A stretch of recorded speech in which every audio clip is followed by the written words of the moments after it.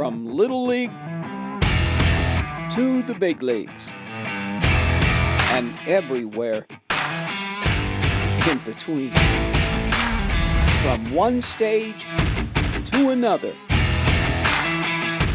Passion is my middle name. I'm J.J. Davis. This is In Focus.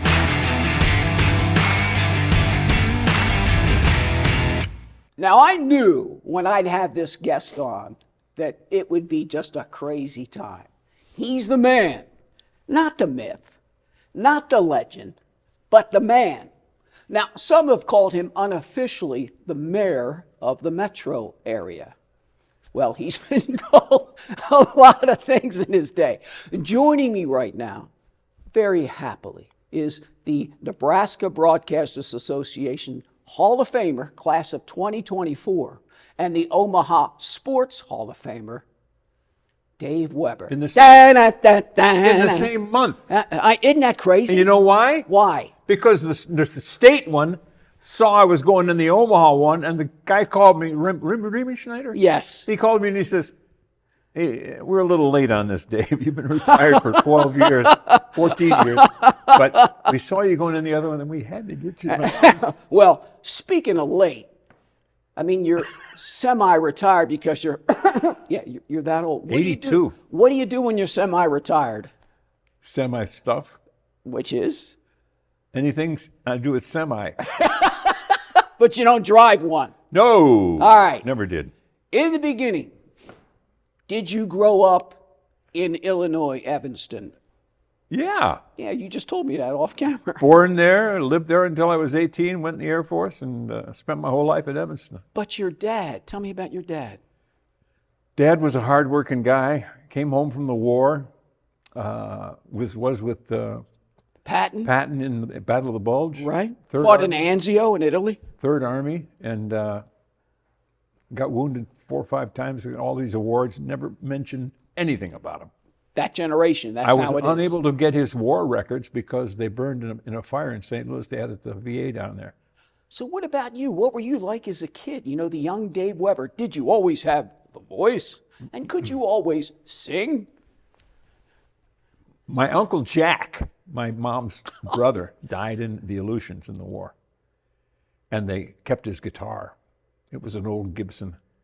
They didn't send it back to Mom. And she was so sad. She had 5 or 6 brothers and sisters, but Jack was her favorite. And when I picked up a guitar and started singing, she just got this beam look in her eye. Dave. And so I just kept it up. She'd make a list for me when I'd go back to Chicago to visit Mom and Dad. And she'd have a list like this. I've still got them. 50 songs on the list. You just play them whenever you feel like it, Dave. And you just picked picked it up. Here for 3 weeks. And you just picked it up just like that. Well, picked it right up, guitar. Dad paid $5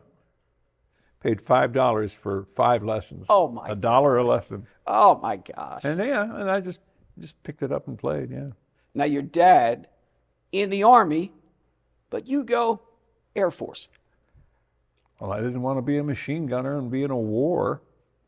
As it turned out, I got joined when Vietnam got cooking. But I didn't go because I was going to be a medic. And they canceled all the orders in tech school to be a medic. So I got, because of the Cuban missile crisis. So I got air police down the street. Yes, you were. He comes to Offutt, 1964, I think it was. And he's a member of what they called, Dave Webber, the elite guard. I was sitting in the class. We were being circumcised, they called it. No offense. And you had to relearn everything the SAC way, Strategic Air Command, right? Which I was over. I was in Libya, for God's sake, in the middle of the desert, and I had a dog. Nobody cared. So I was sitting in the room, and the captain from the security squadron walked in, and nobody stood up. And I stood up. I said, "Room 10, hut like I seen in the movies, you know." I used to do that with Frank Solich. I used to go, "All rise." It used to bug him. And he say, "I am standing." And then I said, asked him to stand up. I told him to stand up because I was the only two-striper in the room. All the rest of them were right out of basic training. And Captain Swing walked up to me and said, "Who are you?" And I said, "Dave Webber, in from overseas. You come see me tomorrow at the headquarters building. You're going to be on the elite guard. You're a sharp," she called me a sharp troop. F troop? Could have been F troop. All right, so you decided, I'm done with the Air Force. GI Bill? Oh, yeah. GI Bill, you graduate from UNO. Didn't graduate, but I went. Oh, one of those stories. All right. Nobody's perfect. All right. So you decide for a couple of years you're in a folk band? I'm thinking Peter, Paul, and Mary, that kind of stuff. I was singing folk music while I was at UNO. Sandy's Escape. I sang at all of Sandy Jackson's bars and clubs in town. Girl and I, Colleen Fitzsimmons, Dave and Colleen, we were known as. Wow. And I love playing guitar and singing folk music. Isn't that crazy? From Chicago. I did it in Chicago when I was in high school. That's crazy. Yeah. KFAB, you become an announcer during some of the Husker glory years, 70, 71, 72. And then the story. K-Meg, 1973. See if you can give it to me in less than a minute. My wife's grandparents lived in Morningside in Sioux City. We went up to visit them, and Harry Bloom was with me at KFAB. Your friend. My friend worked at KMEG, and he said, "Come on over and let's have lunch." I said, "Absolutely." So I go over, I sit down at his desk. He's doing the noon news. The noon news is over. He doesn't come in. John Poston is the news director from Omaha. Right. He says, the sports guy comes in, little bitty guy. I know, this story is incredible. And he throws his script on Poston's desk. "That's the last sportscast I'm doing." And Poston goes, "Okay." Takes the script. The guy leaves. He says, "Who are you?" "I'm Dave Webber." He says, "You ever been on TV?" I said, "No. Here, take the script and see what you look like on the camera." So they walk in the studio. I sit down, start reading the script, and he says, "You're great. Okay, I'm going to give you so and so much a year to come up here and be on." Is that a crazy story? But as I like to say, especially in the acting world as well, that's the way it works. That's the way it does work, exactly. It's where you are and who you know and yada, Amen, yada. brother. Talent. Sometimes. Hallelujah. Have you ever put out I have never put out an application for a job, ever. Well, I just was always there. yours truly and I lived on different sides of the track, so to speak. Just So saying. you're 29. I'm 29 in that picture behind me. You're 29, and part of the gig was you have to play a character called... I wanted to. Okay. It was an extra $50 a week. Pops. Pops! And the custodian at the Bijou Because Theater. I think of Carol Burnett when I think of that. The Bijou Theater, and you would mop had the a stage. little hat with a front, like Norton on Honeymooners, front That's right, turned the up. Honeymooners. And I had a big mustache, and there was a girl that put my makeup on, then took it off, and I go do the 6 o'clock. And you would introduce cartoons, kid shows. Laurel and Hardy. Right. And Little Rascals. Little Rascals, Fun. Oh, yeah, great time. And now you get, roll, who's running the projector? Roll that movie. Let's see what and I lean into the camera. Now you think that's good? Now don't do it because you just did it. Walter Brennan. You ought to see him do Walter Brennan. A lot of you people might not know who Walter That's Brennan the problem. Nobody knows him anymore. Well, that's because we're old, Dave. Yeah. All right. So we're going to skip. You get the gig. After a few years, you tried. You made a phone call. You sent a famous letter to WOW. And I got a famous one back. Well, we all did. Trust me. I'd have $1 million if I had all the letters that I got rejections from. But you finally get the gig. Now, of course, everybody knows this story. 95 Orange Bowl. Go. They wouldn't give us sideline passes. They had too much media on the sideline for the championship Nebraska, game. Miami, national championship game. So we had to sit in the press box. Well, little known to us, half the press box was Miami fans overflow.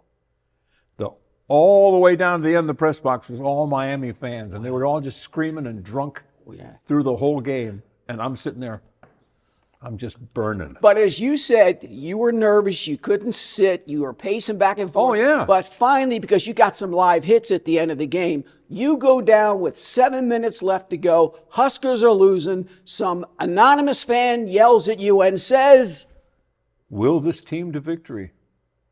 And I look up in the stands and I can't see anybody standing up. Right. I don't know who it is. And I go, somebody's going to shoot me. I know they are. You did say that. So you pick up a Corn cob in the end zone. The Miami fans all threw corn in the end zone on the Nebraska end. look like feed corn. Ears of corn, yeah. I picked up a cup of seed corn. Broke it in half, and I said, and I held it up like this, and he goes, "Yeah!" And I go. So I'm standing there, and I'm looking at the crowd, and all of a sudden, what's his face, Makovica, scores a touchdown. And I look at the corn cob. And Now, okay, I'm going with it. and of course the Huskers win. T.O. claims the corn cob had nothing to do with it. And it truly didn't, because I took it down for games after that, down to Lincoln, especially recent, in the last 20 years, and it didn't help a bit. But it worked that night. It worked that night. And it worked down in Phoenix. the next year. Yeah. And speaking of working, how many fundraisers you've done? You've done over 1,000, and you've said, how many there's are a disease out there. I've done a fundraiser for it. I've helped cure it. You've also, the Christmas special with the Omaha Symphony, the Memorial Park Day. You know how concert? you get along in life? No. You forget the word no. I said that I made I was sitting at my desk one day, and somebody called me and said, "Can you do so and so?" And I go, "No, I can't. I'm too busy." I wasn't busy. I didn't have anything going.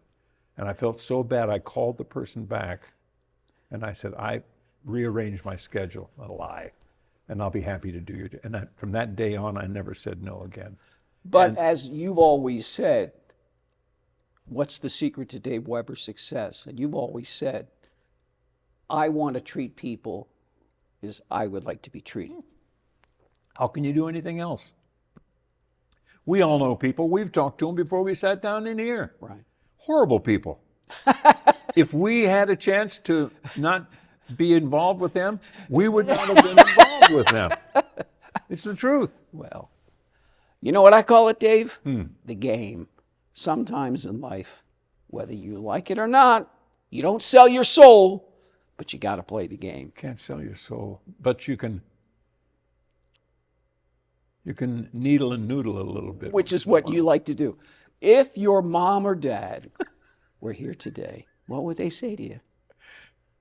They'd say to my wife, "If this TV thing doesn't work out, you can always come to Evanston and live with us." Terry. Not Dave, Terry, my wife. Why is that? I heard my dad say that to her. Really?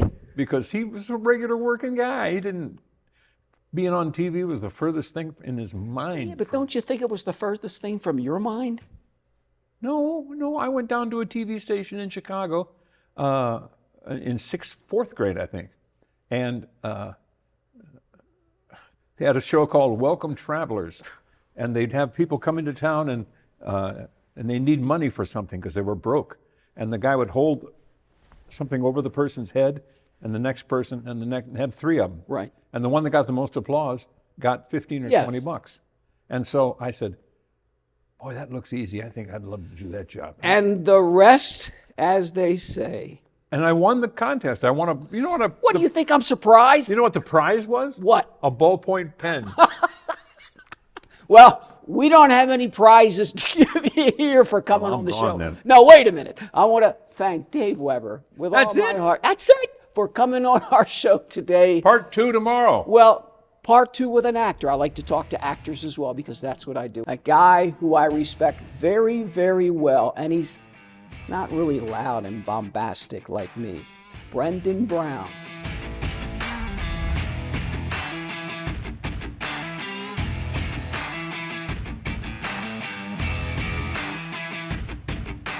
I first met this gentleman just a couple of years ago. We shared the same dressing room in A Christmas Story, a production at the Rose Theater. He played the old man, the dad. And of course, I thought he was great. He had no fear. He sang, danced, nothing to it. And I got to see it firsthand. With me right now, as I like to say with actors, upstage center, where he belongs, Brendan Brown. Hey, nice to see you. It's been a while. It has been. You know, I call you the definition of quiet and calm. I've been realizing I get that more often than I think. I recently, probably a couple months ago, did a production of Dragons Love Tacos at the Rose. Mm-hmm. And one of the cast members was like, Brendan, you're the only person who has not freaked out. Like everyone else has had a breakdown or like a mental breakdown at some point. You're the only one that's just been like, I'm like, it's, if I am struggling, which I will never openly say, you won't see it in the theater. But I think that's a gift, Brendan, because I know me, I'm freaking out like crazy a lot emotionally. I'm pacing, you know, my body language. I just remember always sitting in the dressing room. Of course, I have my rituals. I do certain things before every show. And you were just so calm.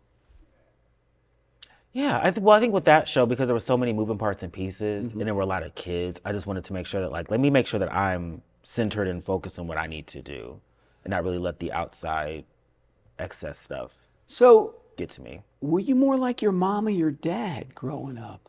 Were they like that?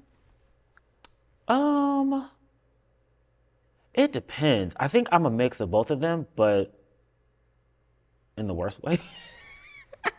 No, I think I will say with my mom, my dad's always been calm, cool, and collective. So probably, I guess, a little bit like him. And I think growing up, my mom was a little bit more, I think she was a mixture of both. I think I would see like the excess energy that she might have had. Right. But I think she presented a more calm face to the world. And I was young, like I was a kid. So, I mean, she's different now because obviously she's older and I'm older. Right. But yeah, I think it's a mixture of both. I do have my moments where I can be loud and boisterous. Right. I don't, it just never really comes out that much. Well, when you were young, when you were a kid, you went to Bellevue High School. Yes, Bellevue West, yes. Bellevue West, yes. Excuse me. The T-Birds, I know them well. Shot 1 million games there. Were the arts involved? I did, yes. I did. So ironically enough, I think toward the halfway point of my junior year, I did the audition for the school musical. Uh-huh. And I was the only person who auditioned that was not a part of band, theater, or choir. Like everyone else that auditioned was like a part of that. You were kind of an outsider. In a sense, yeah. Because at that time I was doing DECA, which is like a marketing. Right. Yeah. And then I got in and I liked it. And I always liked performing. Like I grew up in like the church choir and, you know, doing church plays and that kind of stuff. And I did a little melodrama play in middle school, but that was really it. And I did show choir in middle school, but I got kicked out both times. It's a small story. Not for my behavior. Well, technically, but whatever. That's on the record. No. We all have stories, okay? It's okay. We all have stories. It wasn't my fault, I will say that. But no, I did that and I really enjoyed it. I was just like, huh. And then I knew of the choir director because sometimes because I did band my freshman year. Right. What instrument? I played the alto saxophone. Okay. I played that for 4 years. I played it 6th, 7th, and 9th grade. And then in 8th grade, I played the baritone sax. Wow. Because at the time they didn't have enough brass instruments. Right. So yeah, so they're like, oh, we need somebody to kind of like, we need something else to kind of like make that, help kind of fill in that section, if you will.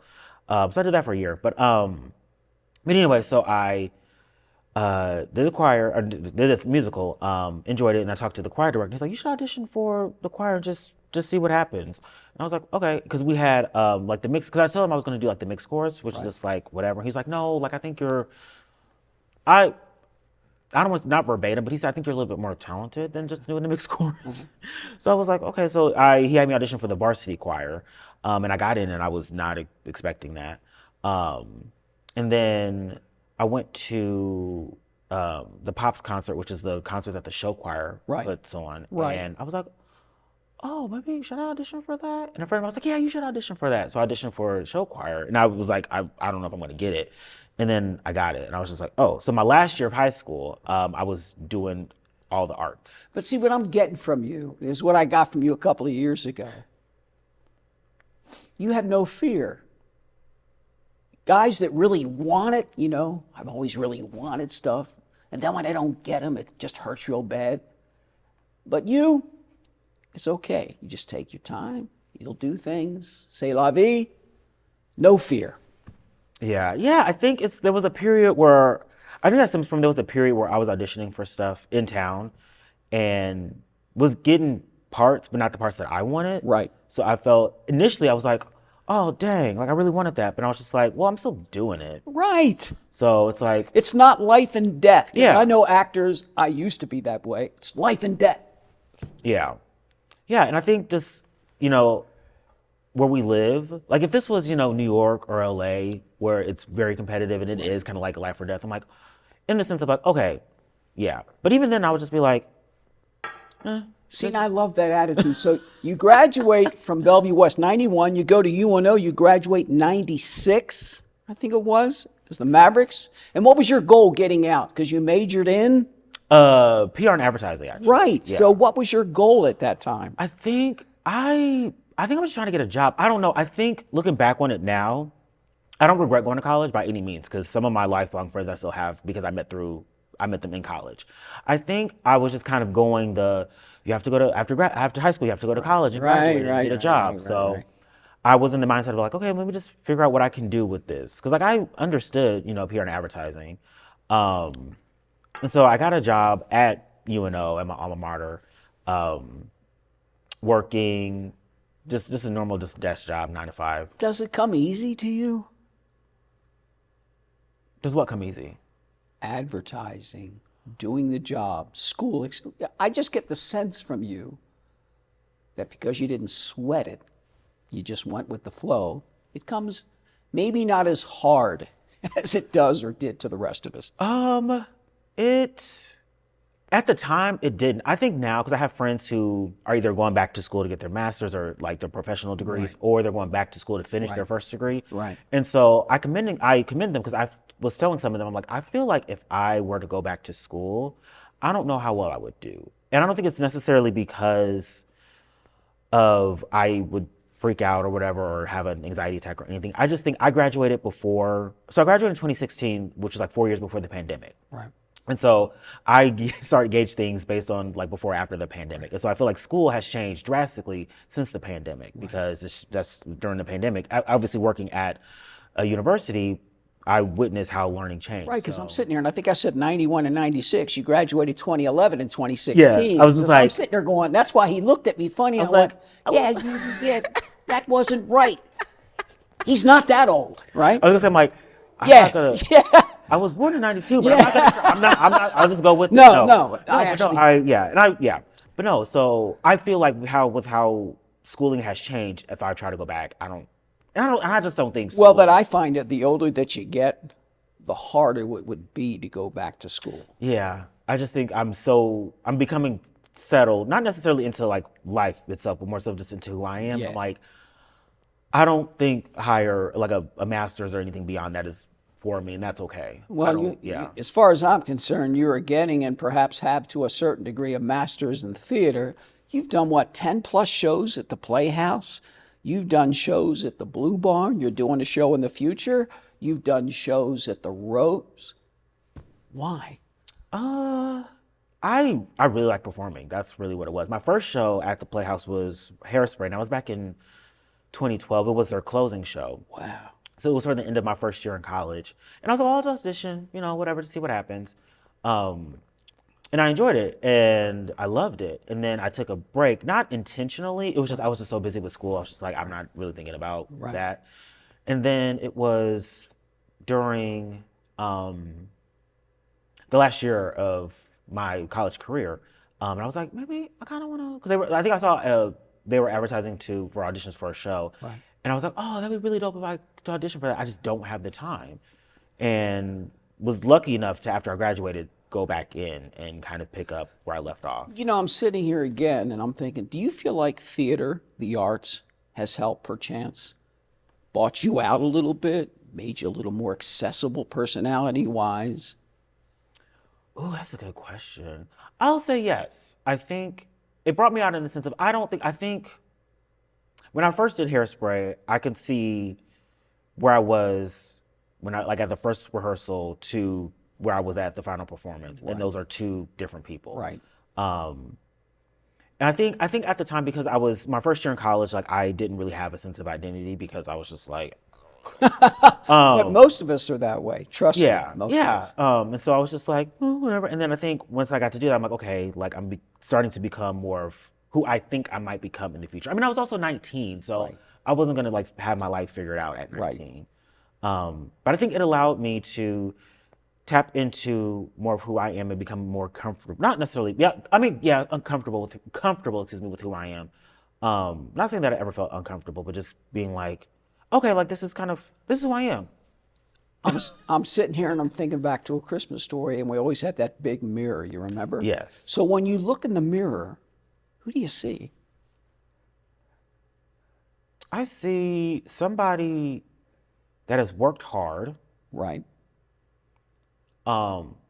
that it doesn't show, but has experienced a lot, good and bad. Right. And has not really let that define them. Like I've never made whatever childhood or adulthood trauma that I have, I've never made that like who I am. It's just been As like, an excuse. yeah. It's just like I've gone through it, but I'm like, okay, I can let it consume me, or I could build from it. Right. You know, a lot of guys like yours truly lives their life out on their sleeve. You don't. No, I really don't. And I don't. It's something I always thought about because I'll have friends tell me like, oh, they'll say they don't really know they don't know a lot about me. That's correct.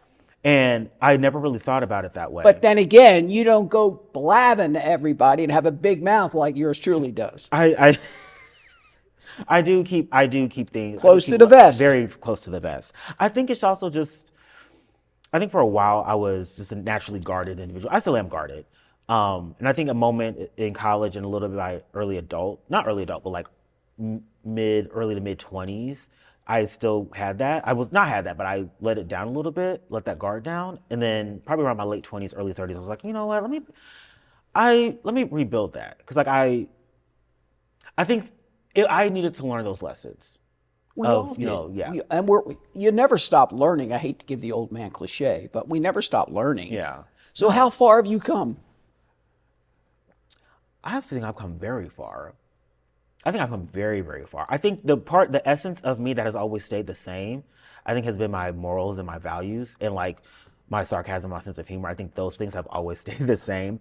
But I think everything else, I think it has changed, but changed for the better. I feel like I've just continually progressed. And I think that's going to be the case, 5 to 10 years, whenever down the line. I've always looked at you as just obviously a very talented guy. Thank you. A little, to be honest, because I'm a competitor, my roots are in sports, a little jealous because you seem to perform a lot, and me, a lot. And I also love your poise. You have poise. Me, I'm all over the place, helter-skelter. So I want to thank you for coming in. Thank you for having me. It's good to see you, Brendan, and I hope people got to know you just a little bit more. I hope so, too. So my guest, Brendan Brown, of course, we have the immortal Dave Webber on. Who's next? We'll see. As I like to say, thanks for joining us on In Focus with J.J. Davis. And as always, Brendan, as I like to say, I'll see you around town.